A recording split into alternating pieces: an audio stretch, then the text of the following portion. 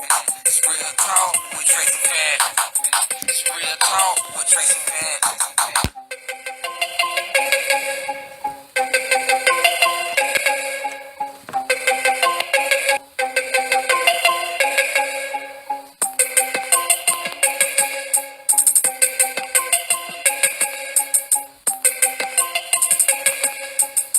All right, shout out to Kobe Beach for that hot intro, and welcome to Real Talk Traci Fant. Today's show is going to be dedicated to my granddaughter, my grandprincess Zairi, all children and adults living with autism. Live in the studio today, we have Susan Leiby, LaShonda Chapman, William Welch, and Franz Young. And hey, my home. What's up, Julie? My co-host with the most. What's up, Traci? How you doing? I'm good. How are you? I'm doing good. Hey, did you have a good weekend? I did. I just relaxed and just enjoyed the nice weather. It has been some beautiful weather, but you know this doggone pollen, man. I think we need a little bit more rain. I agree. I mean, I told my husband if he sneezed one more time, I was kicking him out the house. And I think they want to kick me and Trey out the house. I'm telling you, this year it seems like the pollen index might be a little bit higher. Mm-hmm. Then again, it could just be me because I'm talking so much now. You know, maybe now I'm really noticing how bad it's affecting me. But it's what, like for 2 weeks, right? What? The pollen. Isn't it like 2 weeks or something and then it goes away? I don't know. It feels like forever. Huh. It feels like forever and a day. It could be. It could be 2 weeks. I'm not sure, but I know I tried to sign Trey and I up for the allergy test, but they said that you have to have different types of referrals and all kind of stuff. So, oh wow. Yeah. So hopefully we'll be able to get in on some type of, especially Trey. He really needs it. His nose runs like a faucet. Oh, that's not good. It's kind of gross, isn't it? Mm-hmm. Yeah. He got a snot box. Oh goodness. Snotty nose. Well, that's not good. That's like that little guy on Martin that used to walk around with the little snot running out his nose. Yeah, that's who he kind of reminds me of. What was his name? Peanut? OJ? Marco? I don't remember. Yeah, but hey, today's show is a special show, and it's about a topic that's very near and dear to my heart. Autism. Autism awareness, or as my friend Susan says, autism acceptance. I think that's a great way to put it because, like she said, we're all aware of autism. We're all aware of, that we have people in society with autism. However, they're not accepted by a lot of people because they're different. But they're different in so many special ways. And just having a granddaughter that has autism, I know that they can be some very special, phenomenal people. Very intelligent people.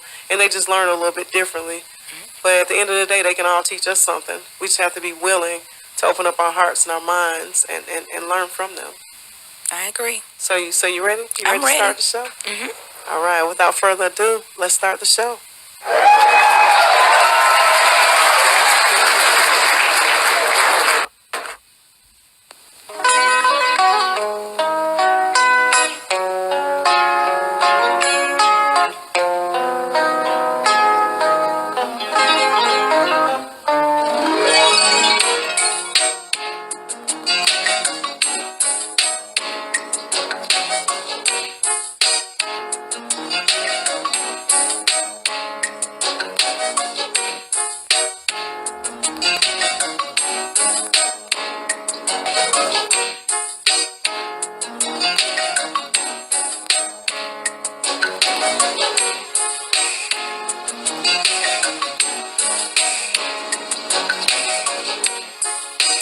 So my first guest is a wonderful lady named Susan Leiby. She's with the South Carolina Autism Society, and she has two sons, Michael and Matthew, who both a 9-year-old and an 11-year-old. Welcome to the show, Susan. Thank you so much for having me here today. Awesome. So how are you? I'm great. Just recovering from a big event we had yesterday. But the mission just keeps going every day. Oh, yeah, and I saw that event. It was Upstate Strides for Autism, right? Right. It's our annual awareness and fundraising walk that we have down at Heritage Park in Simpsonville, and we had it yesterday.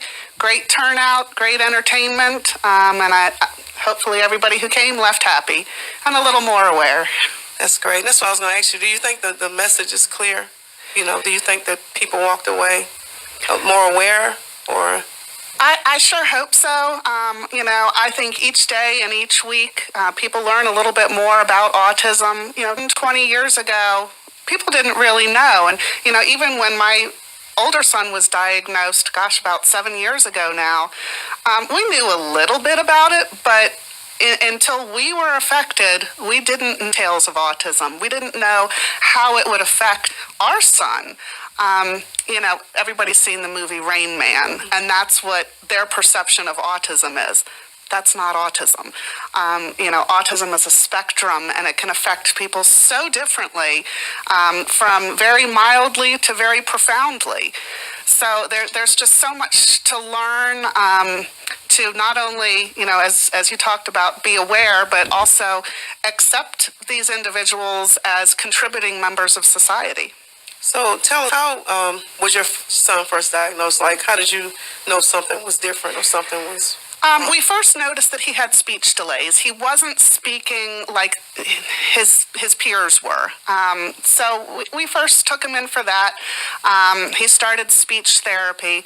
And then when he was in K4 preschool, it wasn't a month into the preschool year, and his teacher contacted us and said something's not right. So we made phone calls, we got referrals, we went through BabyNet, we went through developmental behavioral pediatrics at the Greenville Health System, and he went through a lot of evaluations and was eventually diagnosed with autism spectrum disorder. So at the time, when all this was going on, had you heard of autism? I had heard of autism, but I didn't really know a lot about it. I was probably in that boat of, I've seen Rain Man. But as I've come to learn, that's, it's far more than that.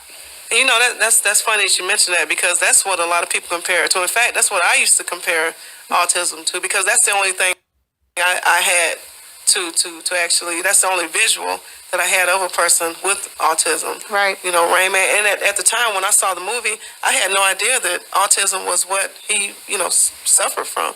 What do you think, Julie? I know that there are different forms of autism, right? Right. Because I know you said that the teacher said, well, something's not right. What type of autism does your sons have? Do they both have the same type, or? Well, as far as a diagnosis is concerned, at this point, it's just autism spectrum disorder. They used to break it out into Asperger's and pervasive developmental disorder, not otherwise specified. But the DSM-5, or the DSM, which is the diagnostic criteria, was recently redone. We're now on the DSM-5, and it just has one broad category of autism spectrum disorder. Now, informally, a lot of people, might use other terms. For example, I consider my boys to have high functioning autism. And what that would mean is that they do not have an intellectual disability. They're in regular school classes. So, beyond the diagnostic category, there's such a wide range from children who may be in gifted and talented classes, all the way through children and adults who may never speak, who may never be able to live independently. It's just so wide, and we don't really know why. Wow. So at the South Carolina Autism Society, what is your job there? Well, I plan special events like the Strides for Autism yesterday. I do a lot of information and referral. So when someone gets an autism diagnosis and they live in the upstate, they can contact me and I will help them navigate the system, figuring out who do you need to contact to get case management? Who do you need to contact to get a individualized education plan at your school? If you therapist, if you want recreational activities, whatever you want, here to help. And, I can tap people into services that our organization provides, but also other organizations and also private businesses throughout the region. Wow, that's awesome. And, with me, like I said in the beginning, having a granddaughter with autism, I'm sure having two sons with autism makes it closer, makes you more passionate about it. But what about those people who aren't as passionate, who aren't willing to accept? I mean, what do you say to them? Like, if somebody comes to you with a preconceived notion of, your child is in this category, in this box, and we just want to take him out of society and leave him there because he's different. They say he's strange. What do you say to those people? Well, I guess this might sound kind of silly, but I'd ask them if they have an iPhone, because a lot of people are saying now that You know, the inventor of the iPhones and all things Apple probably had autism. Now, I don't know if he ever diagnosed, but I've heard a lot of professionals say that. So, you know, if you want to marginalize somebody like that, you know, what are you going to lose for doing that? Our population, you know, there's a lot of people who have a lot to offer. And even if they're not going to grow up and invent the next great electronic device, they have hearts, they have souls, they have minds. You know, they want friends. They want things to do. They want to go camping. They're humans. You know, one of the most touching things that I saw last year when I dropped Zairi off at school was one of her friends came and put her arm around her shoulder and walked her to school. Absolutely. And, you know, some people that's like everyday normal stuff, but to me, I was just like, wow. I just felt good that she had friends. Absolutely. You know, that was like in K-5, but already children notice very early that your child is a little different. Or to us, but to them, I mean, maybe we're the ones that's different. Well, maybe we're the ones that's wired differently. You know, speaking as the parent of my two children, wouldn't it be boring if we were all the same? You know, whether it's hair color or race or religion or neurodiversity, we all are different in some ways. And I love that. I wouldn't want everybody to be just like me. My husband probably wouldn't either. But, you know, we all have something to contribute, just the way we are. So, you know, I know you said that you're the teacher. I'm going back to that when he was diagnosed. You know, sometimes the parents want to be in denial. They don't want to accept their child's disability. When the school puts this criteria on you that you're autistic, do they try to discourage their child from taking regular classes? Will they be able to get a diploma just like anybody else, or? It really depends on the individual. The latest numbers from the Centers for Disease Control shows that autism affects 1 in 68 individuals. Now, with that, they also found that almost half of those individuals are equal to above their peers in intellectual ability. So that also means that about 50% are not. So we're going to have people who are going to need special classrooms. We're going to have people who are going to have gifted and talented classes. But working as much toward inclusion as we can so that our friends with disabilities can learn from their typical peers, and our typical peers can learn from our friends with disabilities as well. Oh, that's awesome. Well, Susan, I'm going to ask you to stick around for a little while because Absolutely. I have a couple of parents in the studio with us, and I want you to chime in and give your input, your feedback, or whatever. This hour right here is dedicated to all children, all adults who are living with autism, and the people that love them, including myself. Everybody stay tuned. We got my next guest, LaShonda, in the studio right now. Go ahead, Trey, and play that fancy instrumental.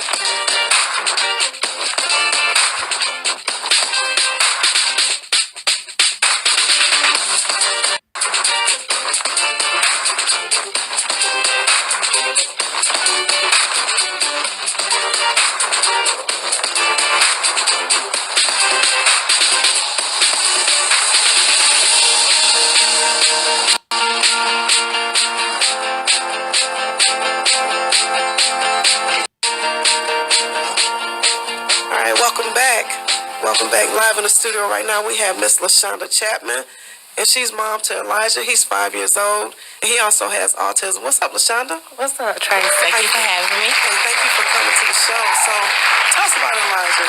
First of all, he's a cutie. Thank you. I saw his little fashionista pictures on Facebook and everything. He was striking different poses. Thank you. But he's 5 years old. He is. How long have you known about his autism diagnosis? Well, Elijah's situation is a little bit different. I had him at 23 weeks.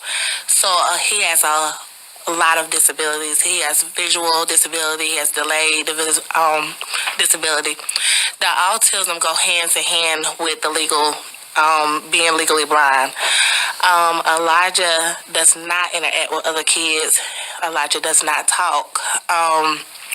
He say things as be a repeater.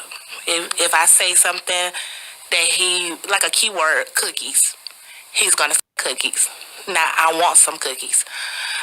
He goes to a special school called Greenview Elementary, and they help him a lot with the social, the speech, the physical, the coordination. Elijah has the highest form of autism, which he lands on at all time, special care. We would never be able to leave him alone or let him live alone. That makes me sad. So, you know, you look like a young parent. Being a young parent, so you had him at 23 weeks gestation, so that's right over 5 months. You weren't even 6 months pregnant. So he's a miracle baby. He is. How much did he weigh when he was 1 born? pound, 8.3 ounces. So early on, like after you had him, did they already prepare you for all this, or? I wasn't prepared for anything. I was prepared for him to pass. That's the only thing they prepared me for. I started noticing Elijah not paying attention to me and his father. We would sit there and we would be watching TV and at with each other. But he wouldn't come to us when we call him. He wouldn't do things that normal kids would do. So I was talking to his early interventionists, and I said, him being blind should not keep him from talking. And I said, something is wrong with my child. So I went looking for her, and his father was in denial. My mom was in denial. I didn't care. I told his doctor he needed to be seen. We were sent over to pediatric development and, in the Patewood. We were sent there. They didn't even do the whole evaluation. He was diagnosed within an hour. Wow. So Susan, man, what do you think about parents that, what do you say to parents that are in denial? Because it's hard. It's hard to accept that, my child's a little different. Well, it's a process. And, at first I can understand having some of that denial. We all go into having kids with all these expectations and all of these dreams. And for whatever reason, if at some point we realize that those dreams of ours may not happen, we have to readjust, and that takes time. But, I would urge parents to look at the positive. We're talking about a miracle baby here. Let's look beyond that disability. Let's look at that love. I can see that smile on your face and how you love your son. I do love my son. I can't wait to meet him. His pictures, you ought to see his pictures. He takes the cutest little pictures in his little outfits, He just poses. Oh my goodness. So what's your day like with Elijah? Just waking up, figuring out what his day gonna be. Basically, he runs my world. To keep him on routine, take him out of routine, his tantrums are very severe because of the autism. He doesn't understand that he has to come out of routines. Also, Elijah loves music. That is my sole passion, to get him to calm down, to get him to do anything, to brush his teeth. I sing every day, all day. So he loves music. He listens to music all the time. Elijah does a lot that they said he wouldn't do himself. Like, he get himself dressed. He will brush his teeth. He will brush his hair. But we're still not toilet trained. He doesn't follow directions very well, but he is trying to do a lot of things independent. But like I said, that goes hand in hand with being visually impaired. Now, is he 100% legally? Is he? He can't see at all out of the right eye, but the eye, he has slight vision. We don't know how much because they can't get him to remain still enough to get the measurements of the eye. So yes, but don't feel sorry for me. Elijah is my baby. I don't feel sorry for you. It's just, when I see little children going through things. No, he wakes up happy. He goes to sleep happy. It just, man, it gets to my heart. What do you think, Julie? Well, I kind of understand how she feels. I am a sister. My brother is special needs. He's 44 years old. When he was born, they told my mom that he wouldn't live past 4. He's 44. He's nonverbal. He knows how to feed himself, but that's pretty much it. He still had to wear the diapers. And I have seen, he was my mom's first child, and I've seen how she didn't know, back then, 44 years ago, she didn't know what to do. You sound like you've got it together. Honey, this is God. This is God. Keep it tight, you know what I'm saying? This is God. Keeping him on a routine and everything. And I mean, now my mama's world is ruled around him. I always feel sorry sometimes. I would say, Mama, get him out and let him go to some kind of adult program, because if he ever passed or something, she will not know how to function. For the 44 years, she has cared for him daily. And she's the type of person, no, I don't want him to go anywhere because I don't want to be mistreated. Yes. Things like that. That's my issue. I have an extreme support system. My husband, his grandma, his family on his dad's side, they're very supportive of everything that we do. So, and I'm gonna share something with you. A lot of people don't know this. I had twins, twin sons, and when I tell you, when I was laying there, they did the ultrasound. One of my babies didn't have his lower extremities, and the other one, he had like some kind of issue with his brain, so he had like what they call like a water, like a big head. And I say, God, I don't know if I'll be able to handle this, and I know that God won't give you more than you can handle.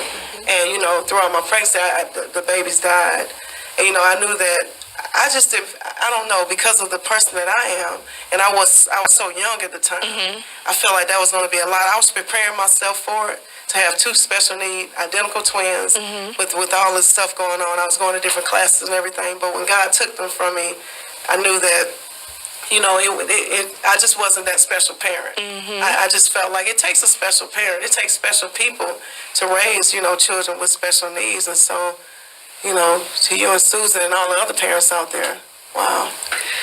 Something that I think this really brings up is the need for some of our parents who need attention all the time, all day, for some kind of respite. And that's something that our community, our faith community, can step in and help with. Yes. Not everyone has a family around them that can provide that. I know my family, we have no one in the area.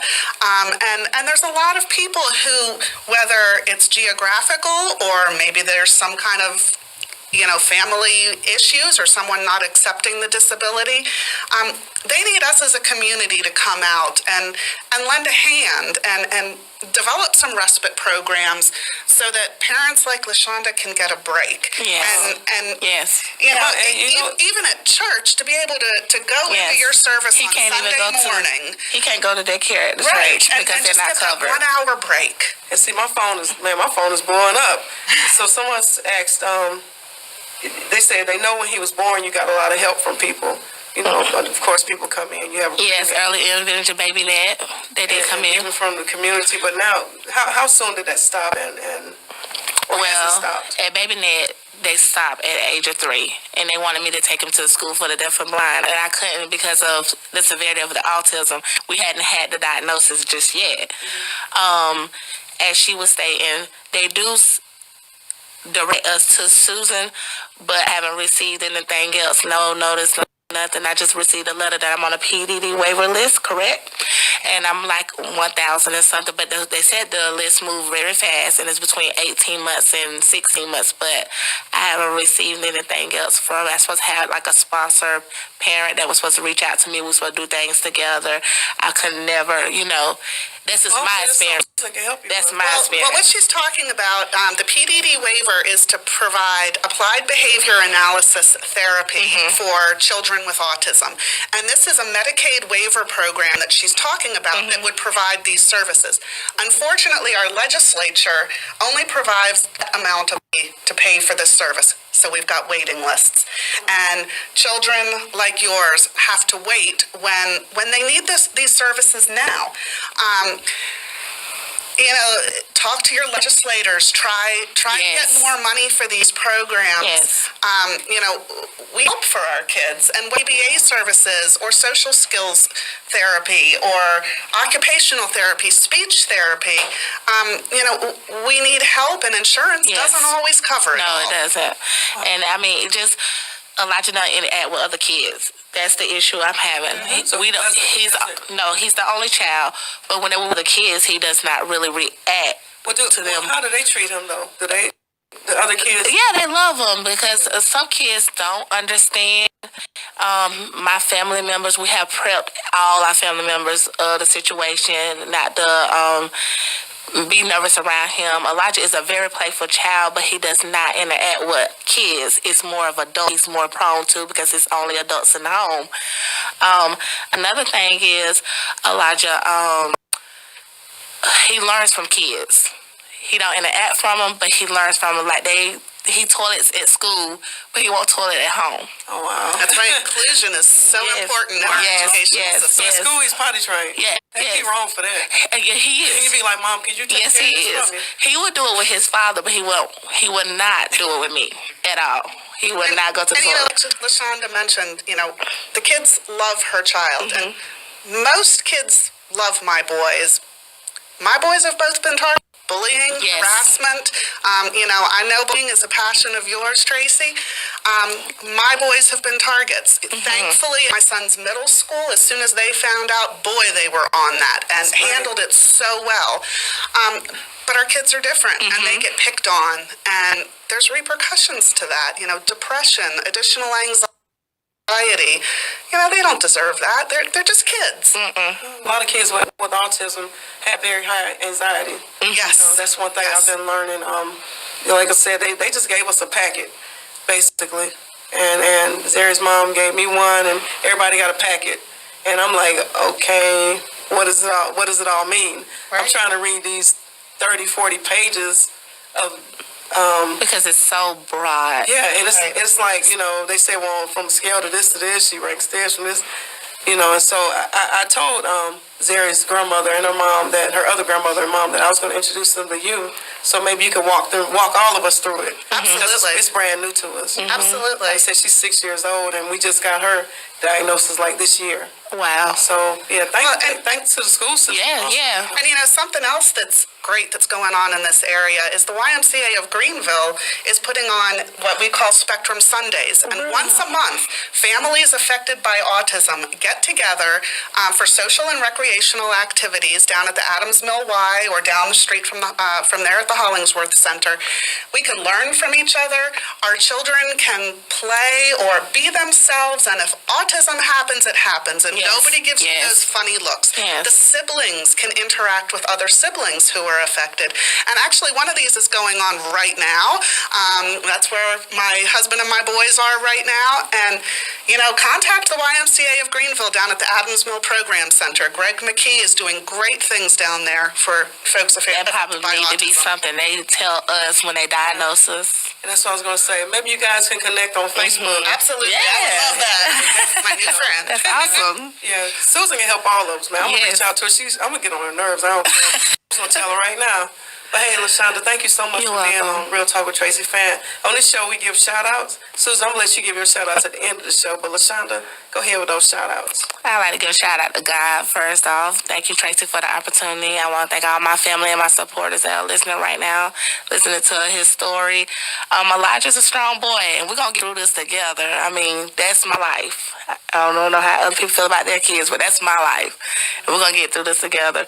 Thank you so much, Susan. Oh, I'm so glad to meet you. Nice to meet you, too. And shout-out to you for being an awesome parent. Thank you. Loving a child with autism. Thank you. And that's Real Talk.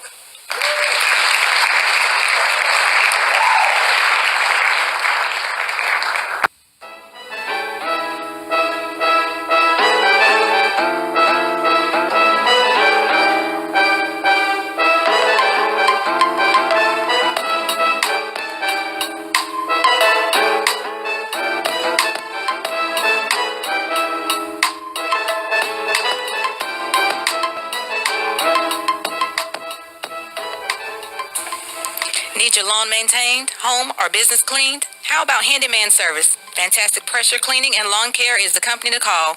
Locally owned and operated by Jeff Fant. Give him a call for a free estimate, 864-787-1204. Hey, the nonprofit organization ThinkTwice.org is an organization that I just happen to be CEO of.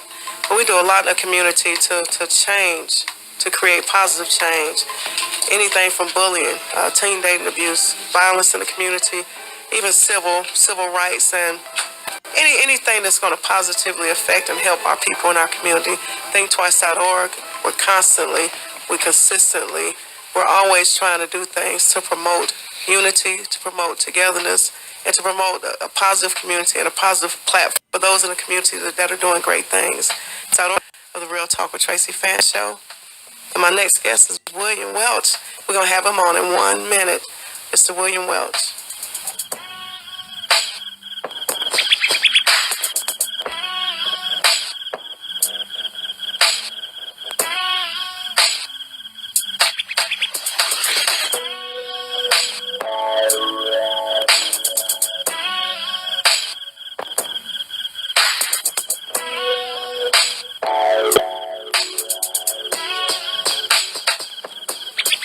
All right, welcome back to the show. And my next guest, his name is Mr. William Welch, and he has a small farm for special needs adults. And he also has a son who is old. His name is Chris, and he has autism. Hello, William. How you doing? Thank you for having me on. Hey, thank you for being on the show at such short notice. So, first of all, your son Chris is 22 years old, correct? Yes. So autism 22 years ago, I mean, I'm not going to say it was non-existent, but in my world, I guess it was, because I had no idea what autism was until just recently. So tell us about your son, Chris, and his diagnosis and how long ago that was. At first, they didn't call it autism. They called it a mental delay.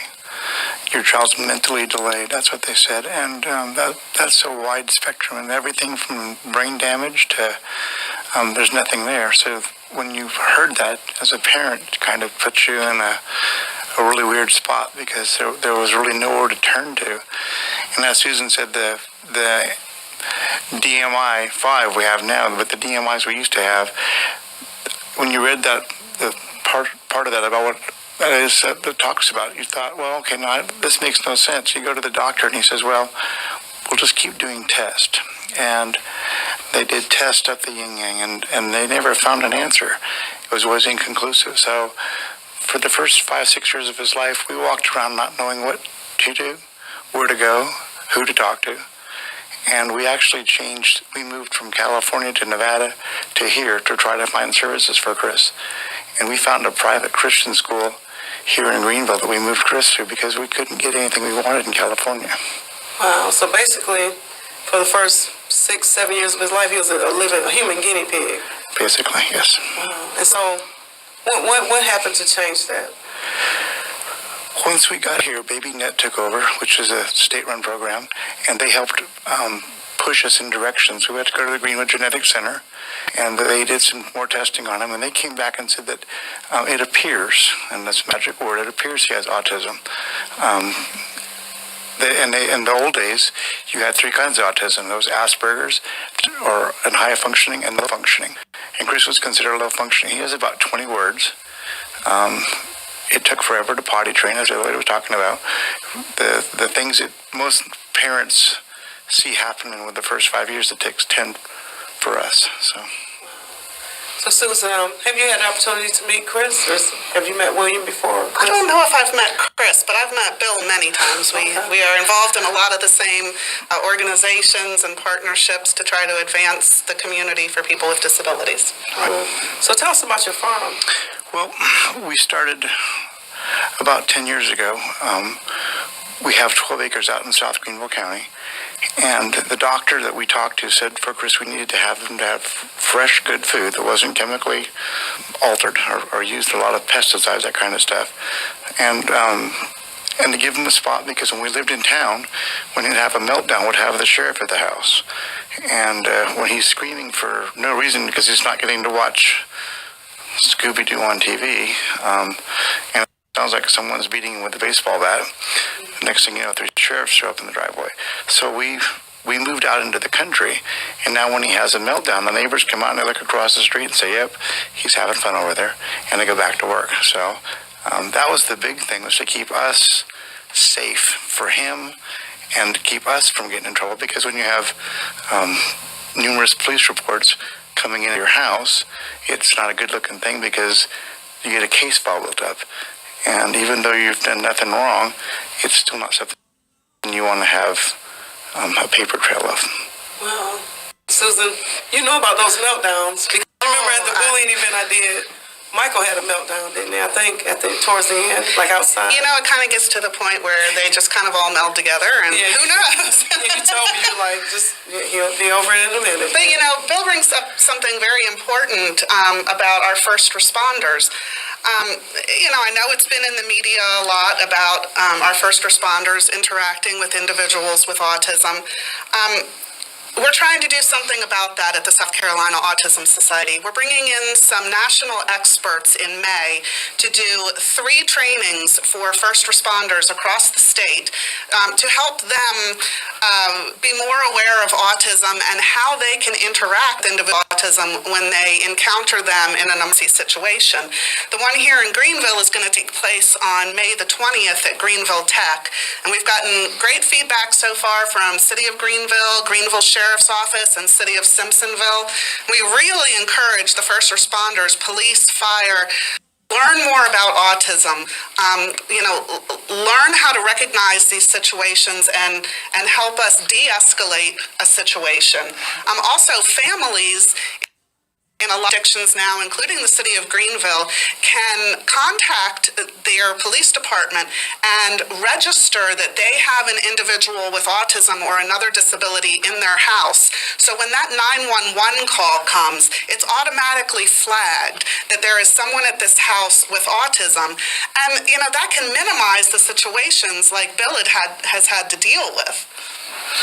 Yeah, and it's kind of rough when that happens too, Yeah. because you sit there and you look at the child he's having a meltdown because he's not getting his favorite cereal or some toy got broke, and then next thing you know, you're not only dealing with trying to keep him from melting down any further, but now you have to try to explain what's happening to someone else, and you actually need to take that whole time to take your child back to normal, not try to talk to someone else why this is happening.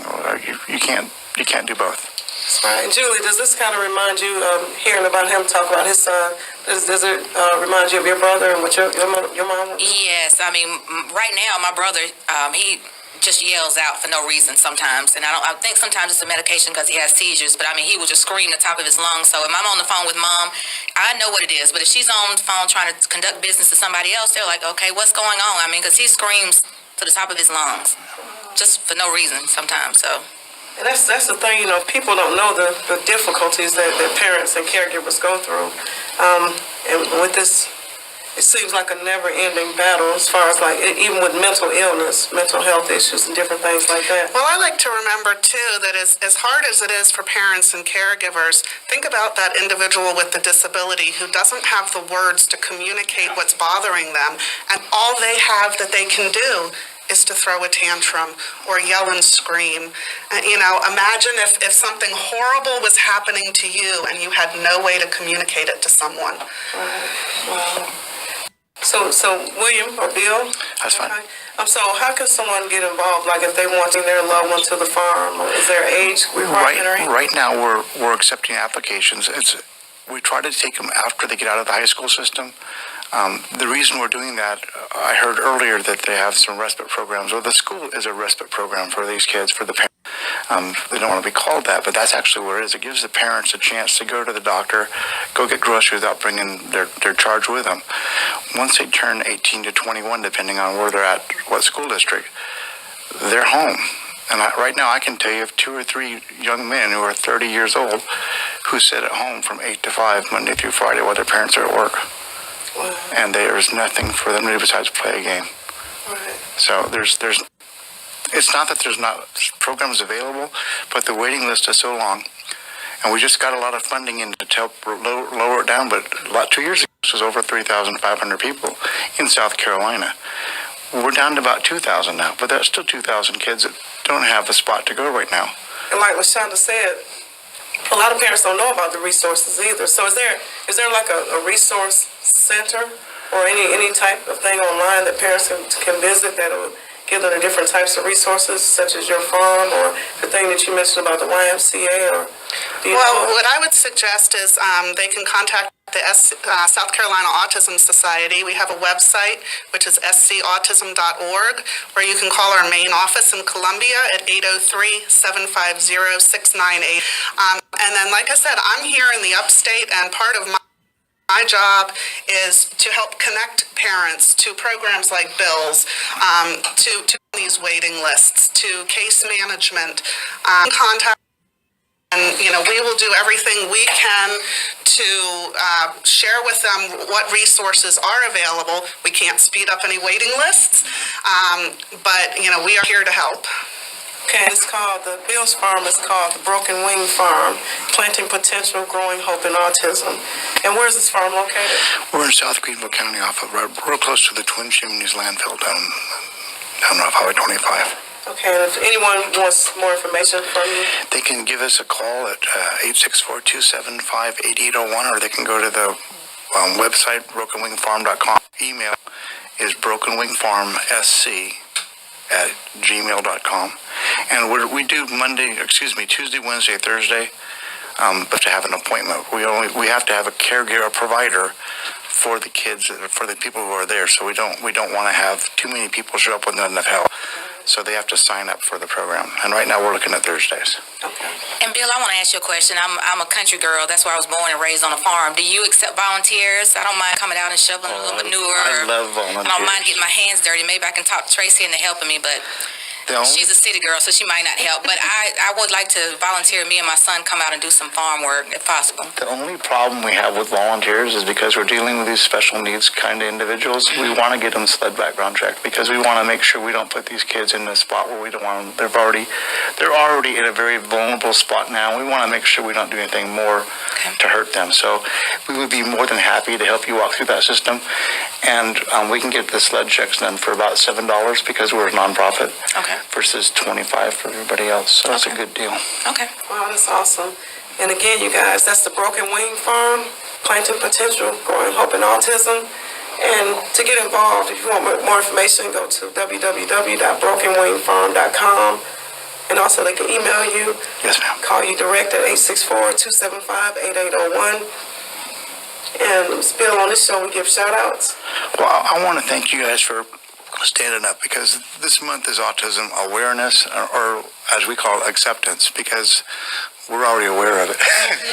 As a parent, we know it, we're already here. But I want to thank you guys for letting us come here and spend some time with you to help other people see that they're not alone, because that's the biggest problem as a parent. You have these problems and you look around and there's nobody there. You're not alone. We're here. And if you look out for us, we will help you. Oh, that's awesome. Well, thank you so much, Bill, for being on Real Talk with Traci Fant. And hey, that's Real Talk.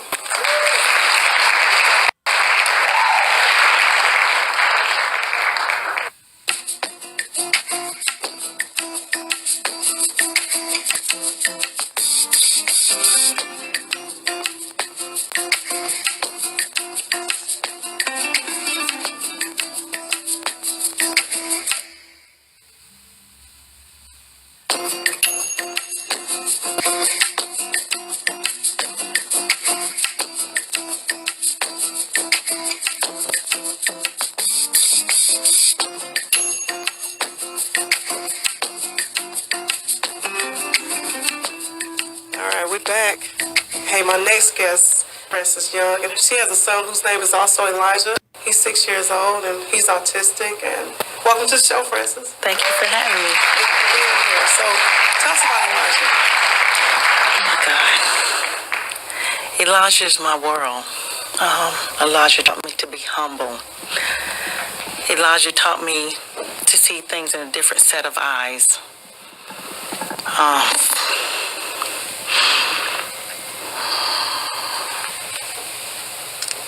So Elijah must be an awesome young man. He's taught me a lot of patience. This right here is a very touching subject to so many.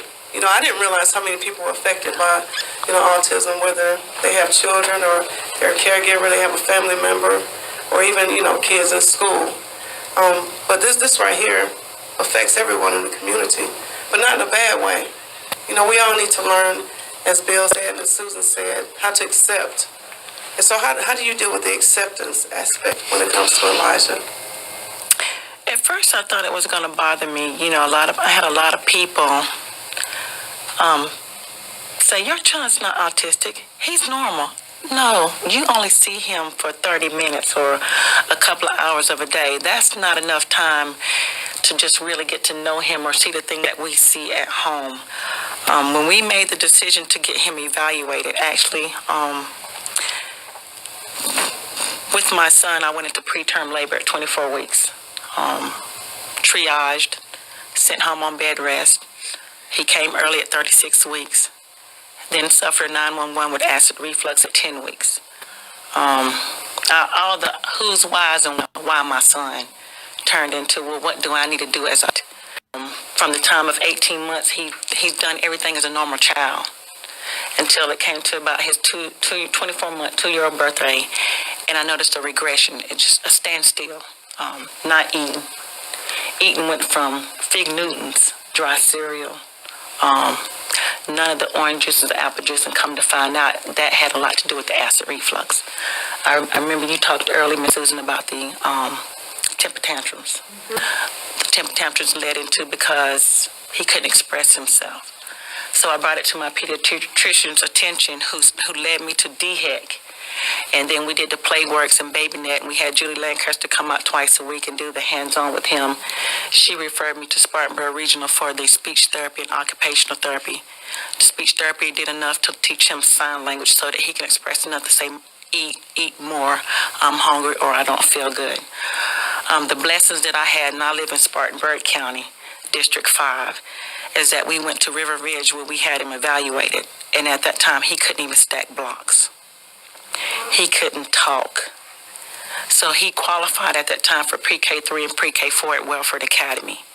And just the blessings in disguise was Emily Millhouse, which was his autistic teacher who knew sign language. So her class of 8, she taught all her kids to express themselves through sign language. We did that, Playworks, BabyNet, occupational therapy, all the way up until he got to 5 years old. At 3 years old, I also introduced him to daycare. We had just moved to the Lima area, so we didn't have no friends or family up there. And my part history was very important about, who I leave my kids with. They have a teaching program at TLC, Miss Diane Martin. And so we incorporated consistency. What he learned in daycare or at school, we did a round table. It went from the house to daycare to school. I met with his teachers quarterly.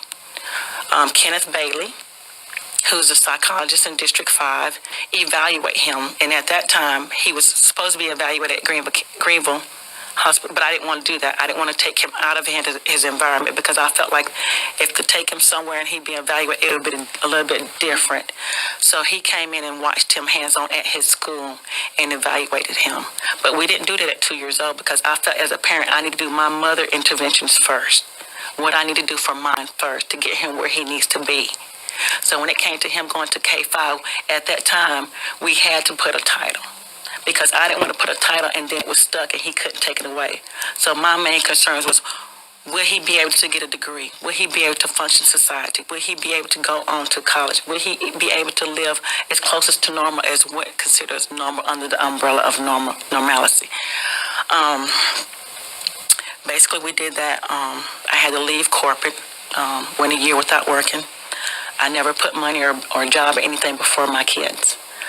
I work with my schools hands-on. My son mainstreamed in all to regular classes, but he still does his research of speech occupational therapy. He's talking more. He's eating better. It's not the green beans and everything that you would want your kids, but he's eating it. That was my biggest thing. We also went to Dr. Markovitz for the gastrologist. We went to Dr. Dago in Spartanburg County for nutritionist. And it was one of her nurse aide, that actually told me that I need to get in contact with ProParent. And I called Susan Bruce. And she told me that her kids was autistic, and she ended up taking them out of the school system and homeschool. So I knew what I needed to do. If the school let me down, I knew on the mother end what I could do at home. So I had all my ducks in a row. I sat down with the school. I was very professional. They was very good. They were hands-on. Like I said, we did round tables quarterly. We just did a round table a while back with Kim Aim, and he sat down. And the thing that he told me that touched me now is he said, we need more parents like you. He said, because, Francis, I'm not going to tell you any lie. He said, when we evaluated your son at 2 years old to determine whether he was special needs, he said, at that time, your son fell into the category of mental retardation. He didn't speak. He didn't do anything. He said, but the only reason we did not diagnose him with that is because of your parenting interventionist, of what you knew, what you was trying to do and get for your child to get where he needs to be. I think it's very important for parents to be hands-on, not only when it comes to a child with autism or special needs, but, to be hands-on within the school system. When you walk through the door, somebody should recognize you as being the mother of a child. And the sad part about it is being a black parent, being an African-American parent, I know the struggle.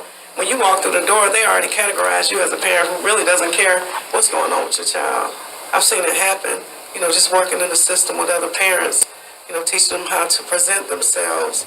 Don't go in there showing out, but be willing to listen and also be willing to tell your side, because sometimes your child can come home and tell you something different, but be willing, be open to it. But the whole thing is with the school system, a lot of times you go in as an African-American parent and they put everybody in the same box, Right. And so that's great. Kudos to you for, being hands-on with your son. Susan, what do you think about her story? Boy, a couple of things come to mind, and actually even relating to what you just said about walking into a school as an African-American parent. The presumptions we make about people just by first glances or first interactions, it extends to autism as well. Just because someone may not be able to speak or may have different body movements does not mean that they have an intellectual disability. They may not be able to answer the questions in the way that would be typical for the questions that you're presenting. But always presume competence. Always talk to a person with a disability as if they don't have an intellectual disability. Just because they can't communicate what they know to you doesn't mean that they don't know things. Correct. And that sounds just like what you went through, that they were going to label your child as, in the terms they used there, as having mental retardation, which we now call an intellectual disability. They were making assumptions. And as he grew and he was able to communicate more and he learned that sign language, people realized that wasn't true. So always presume competence. Also, she talked about the gastrointestinal issues. Very often, our loved ones with autism have comorbid conditions, and gastrointestinal conditions are a huge part of that. So imagine if you're having acid reflux because you can't properly digest tomatoes and orange juice or gluten or whatever the substance is, but you can't communicate that to your parents, so you're in pain. And so, with that being said, add what you said, we had to learn the gluten-free. We had to learn to cook from scratch, which is still a work in progress.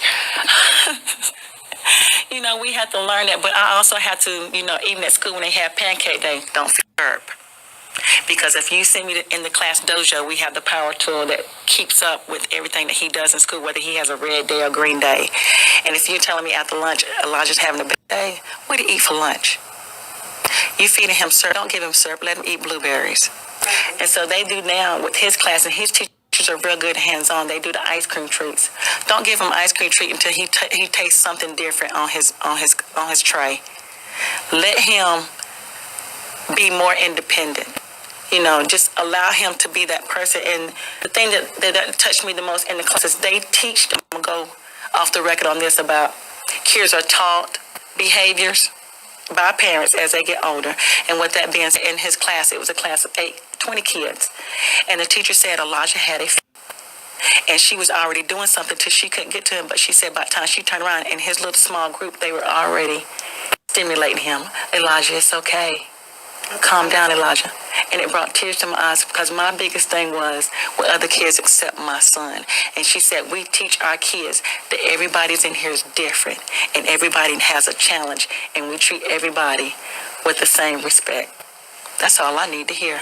I think our kids have more ability to be empathetic to our loved ones with disabilities than we sometimes give them credit to. Yeah, as long as the grown-ups don't step in and Exactly. When the grown-ups step in and say, stay away from that child, or watch out for them, or they're a little different, then the kids, may start You're teaching them behavior. Right. Bad Absolutely. behavior. Yes. Absolutely. Well, Francis, I want to thank you so much for being a guest on Real Talk with Traci Fant. On this show, we give shout-outs. So go ahead and give us those shout-outs. I give a shout out to my best friend, my number one, my ace boom, my husband, Tony Young, T.Y. He's my supporter. Me and him, we're hands-on with our kids. No matter what we do, what job, how many hours, he comes home, he instills in his kids. We do one-on-one. He helps them with his homework. They know their daddy. I give him that respect of a man to be their father. There's things I can't do as a mother. I'm not even going to try to even go there. But he's been that number one to have my back. And he's actually been saying, okay, friend, it's time to let him do a lot of more stuff on his own, to let Elijah, us mothers are more protected than men. But to thank my mother-in-law and my mom, because they step in whenever we need a babysitter or somebody to keep my kids, and my friends that support me and know that I do anything for my kids. All right. So thank you so much for being on Real Talk with Traci Fant, and that's Real Talk. So Susan, what did you think about today's show? We got acceptance covered, awareness. Gosh, it was so much. There's so much more we can talk about. Like, I wanted to ask about immunizations. I wanted to ask about, so many different things. So we may need her to come back. What you think, Julie? I think so, yes. That would be great. And I feel so fortunate to have met a few more really wonderful parents who are doing a great kids. Oh, yeah. Did you have something else? You got to come on the mic. And so you're talking about immunizations and, Well, we out of time, though. That's what I'm saying. That's why I said we got to come back. Okay. Because will you be able to come back so we can talk about immunizations, friends? Because I'm telling you, maybe we can do a part 2. Yes. What do you think? What you think, Susan? Sounds good to me. So how can I get in touch with you, Susan? That's what I really need people to know, how to get in touch with you. The easiest way to contact me is to email me at susanl@scautism.org. You can also go to our website, scautism.org. But email is probably the best way to contact me. All right. And Susan, on this show, we give shout-outs. Go ahead and give us some shout-outs. First, I want to thank you all for letting us come here today. I mean, such an important topic, and to give all of us a voice is I'm just so thankful for that. Definitely thanks to my mom up in heaven, who taught me how to be a mom and how to be a mom who fights like heck for her kids. My boys, Michael and Matthew, because otherwise I wouldn't have blessing to go down this road. And my brother is always watching the boys so I can come and do like this. All right, shout out to you all my fabulous guests. This show, like I said, is very close to my heart. Julie, did you? I did. I really enjoyed it. All right, shout out to LaShonda, to Bill, to Francis. This has been one of those shows where we could talk all day, about this. Sure can. And so that's why I said I feel the need to have a part 2. Susan, I definitely need to get you back in here with the guests that we had today, or other parents, to express this and to let people know sincerely that we need our children to accept it. It's not always about awareness. We all are aware that autism exists. So now let's get to part 2, which is acceptance. So we're going to come back. We're going to have a show in a couple of weeks. We're going to talk about immunization, eating right, and everything. We're going to hit this topic up more than just in April, because autism exists in more than just the month of April. Thanks so much, Susan. Julie, you got anything else? I don't. Just keep doing what you're doing, Traci. Hey, I'm trying. Thank you guys for listening to Real Talk with Traci Fant. Hey, that's Real Talk. We out.